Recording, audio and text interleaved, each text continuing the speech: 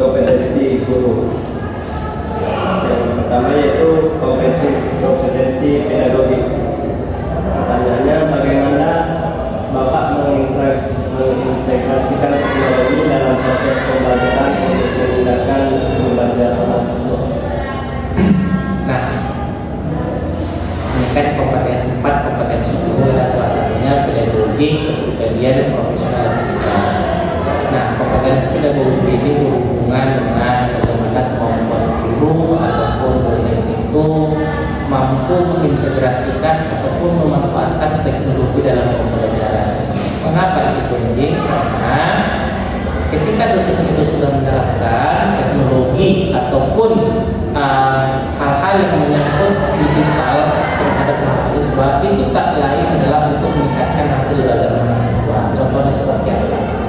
Nah, contohnya bagaimana dosen itu contohnya mengaplikasikan sebuah aplikasi dalam pembelajaran sehingga hasil belajar siswa itu meningkat. Contohnya apa? Aplikasi yang mendukung, contohnya adalah perpustakaan, contohnya itu Pusnas. Bagaimana teknologi itu dikemas dosen dalam proses pembelajaran sehingga minat baca mahasiswa itu terhadap materi yang diberikannya itu meningkat, dengan tujuan nantinya hasil belajar mahasiswa itu terhadap materi yang diajarkan oleh dosen itu dalam perspektif penggunaan teknologi itu dapat berjalan dengan baik.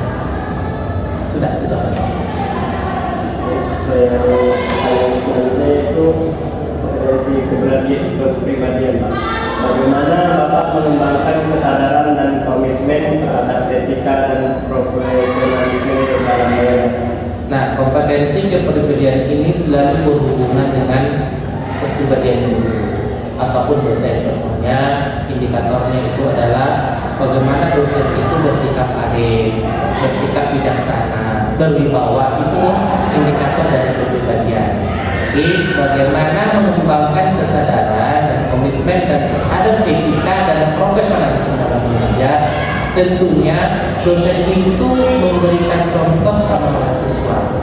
Nah, komitmen terhadap etika berbicara, etika berkomunikasi itu perlu dicontohkan oleh dosen terhadap mahasiswa, sehingga apa yang dilihat dosen, apa yang dilihat mahasiswa itu ke dosen itu menjadi di buku dia. Makanya guru itu di buku dan di guru. Jadi etika dalam mengajar ataupun bagaimana kepribadian dosen itu dalam mengajar itu penting untuk diterapkan. Kita tidak bisa menyamakan kita dengan mahasiswa, tidak. Tetapi dalam segi pergaulan dosen ataupun guru itu harus memiliki wibawa pada mahasiswa. Walaupun dalam interaksinya itu sehari-hari bagus, tetapi bagaimana etika mahasiswa itu terbangun untuk menghormati seorang guru ataupun seorang dosen ataupun seorang pendidik. Jadi etika itu bagaimana etika berpakaian itu harus dicontohkan, etika berkomunikasi harus dicontohkan. Jadi disitulah terbangun kesadaran itu bagaimana membentuk mahasiswa itu memiliki kesadaran dan memiliki etika yang baik. Dan itu harus terlebih dahulu diterapkan oleh dosen bersangkutan sebagai wujud dalam profesionalisme dalam mengajar. Nah, baik. Yang ketiga yaitu kompetensi profesional. Apa strategi Bapak dalam mengembangkan kurikulum yang relevan dan efektif untuk mencapai tujuan pembelajaran? Nah, kompetensi profesional itu selalu berhubungan dengan materi, selalu berhubungan dengan kurikulum. Guru ataupun dosen dia harus menjelaskan perkembangan ilmu pengetahuan agar materi yang diajarkan itu selalu relevan dengan zaman. Jadi contohnya bagaimana dosen itu serta aktif ataupun berperan dalam kebijakan perubahan kurikulum. Nah, kalau sekarang pada awal COVID itu terbentuk namanya MBKM, Merdeka Belajar dan Kampus Merdeka. Itu adalah sebuah kurikulum. Jadi kurikulum itu digagas ataupun dicanangkan oleh pemangku kepentingan itu tak lain adalah untuk tujuan pembelajaran. Dengan adanya BKN yang kemarin itu pada saat COVID itu dengan tujuan untuk mengembangkan ataupun mencapai tujuan pembelajaran. Seorang dosen juga dalam mengembangkan kurikulum dia harus berperan serta dalam pertumbuhan ilmiah. Ya, kalau sekarang itu yang lagi hangat itu contohnya membuat RPS berbasis hobi. Jadi rencana pembelajaran itu berbasis outcome based education. Jadi tujuan pembelajaran itu sudah dapat dilihat dalam penyusunan perangkat ajar. Jadi kurikulum itu penting dipahami oleh dosen sehingga tujuan pembelajaran itu dapat tercapai, baik dari segi sikap, baik dari segi keterampilan ataupun dari segi pengetahuan. Karena apa? Dalam penyusunan hasil belajar ataupun penyusunan indikator penilaian mahasiswa itu terbagi 3. Itu yang pertama aspek pengetahuannya, yang kedua aspek sikapnya, yang ketiga aspek keterampilan atau ada aspek kognitifnya, ada aspek kognitif, psikomotorik dan afektifnya. Afektif, kognitif itu pengetahuan, afektif itu sikap, psikomotorik itu keterampilan. Jadi bagaimana dosen itu ataupun guru itu mengembangkan kurikulum dengan tujuan pembelajaran itu tercapai. Karena apa? Dan apa yang kita ajarkan itu pasti punya tujuan. Nah, ketika kita mengajarkan tentang dasar-dasar manajemen, tentu ada tujuan pembelajaran. Itu yang kita capai sehingga dalam pengembangan materi kita harus cocokkan dengan tujuannya. Apa sih yang kita inginkan dari mahasiswa itu, pengetahuannya, sikapnya ataupun keterampilan itu yang ditentukan dari situ.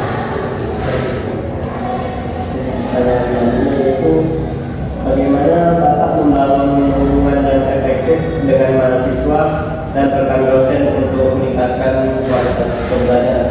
Nah, kalau di kompetensi sosial tentunya itu sosial itu bagaimana cara kita, bagaimana seorang dosen kita ataupun seorang guru itu memiliki interaksi yang baik, komunikasi yang baik, ataupun memiliki interaksi yang baik terhadap mahasiswa ataupun terhadap dosen.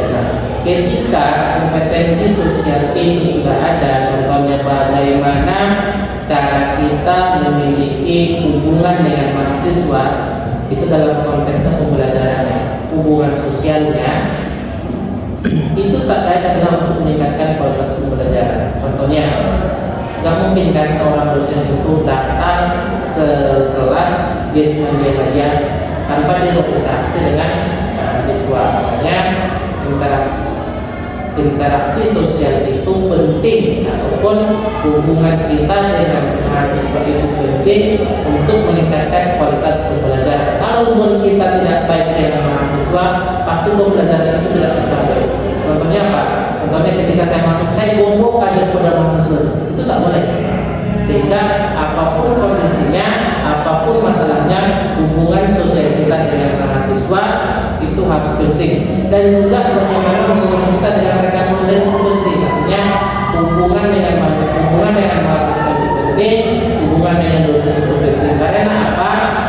Dengan kita memiliki hubungan yang baik kepada dosen yang lain, kita bisa meminta sebuah pencerahan ataupun pertukaran pendapat bagaimana sih cara meningkatkan kualitas pembelajaran. Jadi dengan adanya kompetensi sosial tadi, itu kompetensi sosial itu berhubungan dengan sosial, baik dengan mahasiswa, baik dengan dosen ataupun dengan masyarakat. Itu harus kompetensinya itu harus ada. Kompetensi itu harus ada, artinya untuk mencapai seorang katakan profesional ataupun guru profesional ataupun dosen profesional itu harus mempunyai 4 kompetensi. Itu sudah tergambar, itu aturannya itu di dalam Undang-Undang Nomor 14 Tahun 2005. Guru itu harus memiliki kompetensi kepribadian, harus memiliki kompetensi pedagogik, harus memiliki kompetensi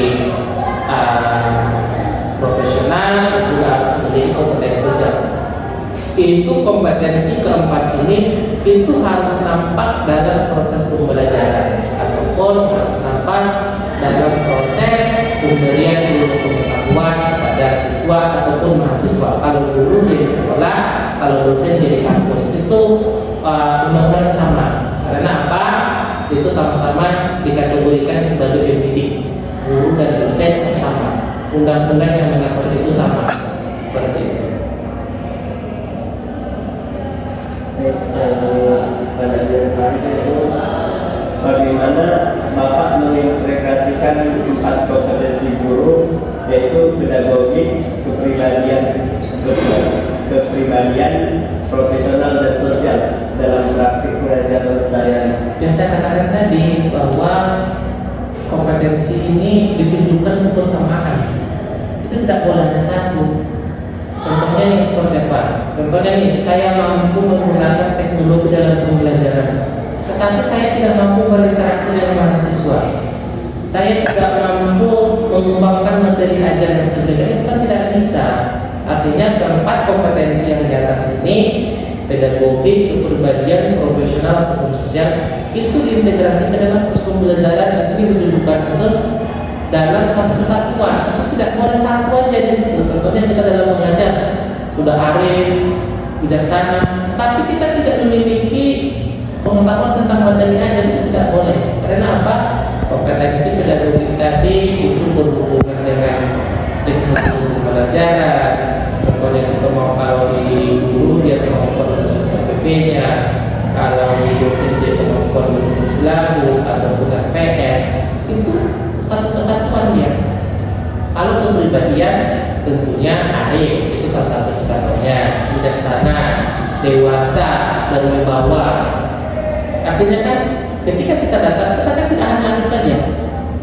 Kita harus juga mengetahui materi yang kita ajarkan. Coba nih, seorang dosen yang datang ke lokal, dia pelangak promo, dia tidak tahu materi yang diajarkannya.